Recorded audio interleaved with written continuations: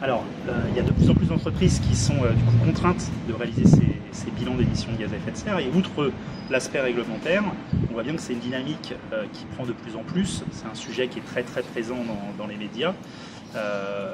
Les entreprises aujourd'hui qui sont soumises, ces entreprises de plus de 500 salariés, et les experts comptables sont effectivement très bien positionnés parce qu'ils connaissent bien les entreprises, ils accompagnent déjà leurs clients, ils ont une bonne vision des flux. Et donc, vu que le bilan carbone, l'exercice consiste à en fait transcrire l'ensemble des flux en émissions de gaz à effet de serre, ça semble effectivement assez naturel que les experts comptables puissent proposer ce type de prestations.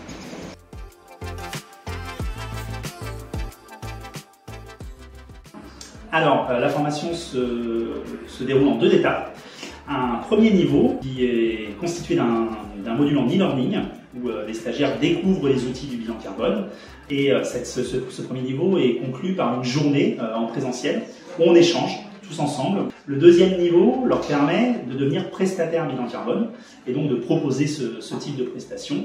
Donc là, c'est un niveau qui dure 2 jours où les stagiaires sont réunis par petits groupes de 3 ou 4. Ils constituent un bureau d'études et doivent réaliser un bilan carbone de A à Z, c'est-à-dire de la définition du périmètre jusqu'à la présentation des résultats et du plan d'action devant un comité de direction.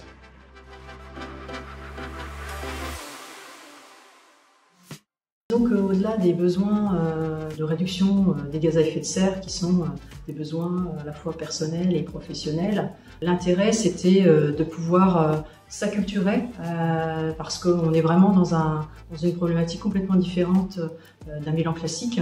Donc bien connaître de quoi on parle avec nos clients, déjà première chose.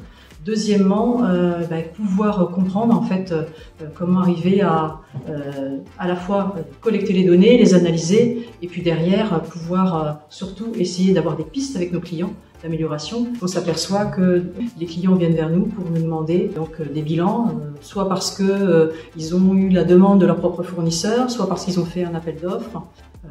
Aussi parce qu'on a une génération de jeunes clients qui arrivent sur le marché, qui sont très sensibles aussi à ce que leur entreprise rentre dans une démarche RSE. Tout d'abord, je me suis formé au bilan carbone car j'aimerais écrire mon mémoire du stage d'expertise comptable sur ce sujet. Et réduire son empreinte carbone en tant que personne physique ou personne morale est devenu nécessaire. Pour réduire les émissions de carbone, ça commence déjà par faire un état des lieux des émissions de carbone d'une société par exemple. Une fois qu'on a identifié toutes ces émissions de carbone, ça nous permet en fait d'identifier des axes stratégiques et de pouvoir réaliser un plan d'action en vue de réduire ces émissions.